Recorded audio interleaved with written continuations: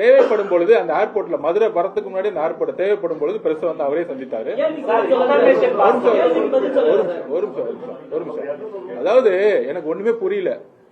இப்பதான் 2 வருஷமா கட்சி ஆரம்பிச்சு மக்களுக்கு நல்லது செய்யணும், சினிமா வந்து ஒரு மிகப்பெரிய சாலரியை விட்டுட்டு வந்துட்டு ஒரு நேர்மையா செய்யணும், வகுப்புல இருந்து எல்லாம் செய்யும்போது இவருக்கு என்ன கொஸ்டின் கேட்கலாம் அப்படின்னு கேட்கும்போது மாண்புமிகு முதலமைச்சர் அவர்களையோ இல்ல எல்லா அமைச்சர்களை பார்த்து ஏன் ஒவ்வொரு டிபார்ட்மெண்ட்லயும் நீங்க வந்து மந்த்லி ரிவ்யூ பண்ண மாட்டேங்கிறீங்க, வெளிப்படைத்தன்மையான அரசை வந்து ஏன் உருவாக்க மாட்டேங்கிறீங்க அப்படிலாம் கேட்கறது இல்ல. ஊட்டியில கொஸ்டின் கேட்கறாங்க முதலமைச்சரை பார்த்து, சார் இந்த கிளைமேட் எப்படி சார் இருக்கு?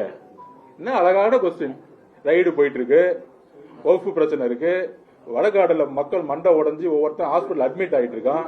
அங்க எஸ்பி ஸ்டேட்மெண்ட் கொடுத்து ஹைகோர்ட்ல வந்து ஹைகோர்ட் வந்து கண்டெம் பண்ணிட்டு இருக்கு கவர்மெண்ட்ல ஒயிட் காலர்னு சொல்லிட்டு கலெக்டரை திட்டிட்டு இருக்காங்க.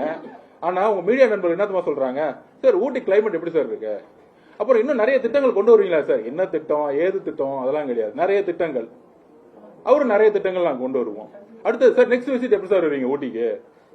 உடனே அவரும் கூடி சீக்கிரத்துல வருவேன். என்ன ஒரு பிரஸ் கான்பரன்ஸ் நீங்க நடத்துறீங்க?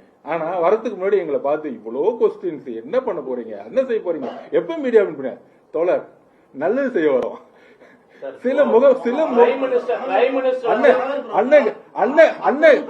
அண்ணன் கேட்ட கேள்வி 3 கேள்வி முதலமைச்சரை பார்த்து, அமைச்சர்களை பார்த்து, செந்தில் பாலாஜி அண்ணனை பார்த்து, நேரண்ணை பார்த்து, வேலண்ணை பார்த்து கொஸ்டின் கேளுங்க தயவு செஞ்சு. அப்ப வாய்ப்பு இல்லையா திருநாள்?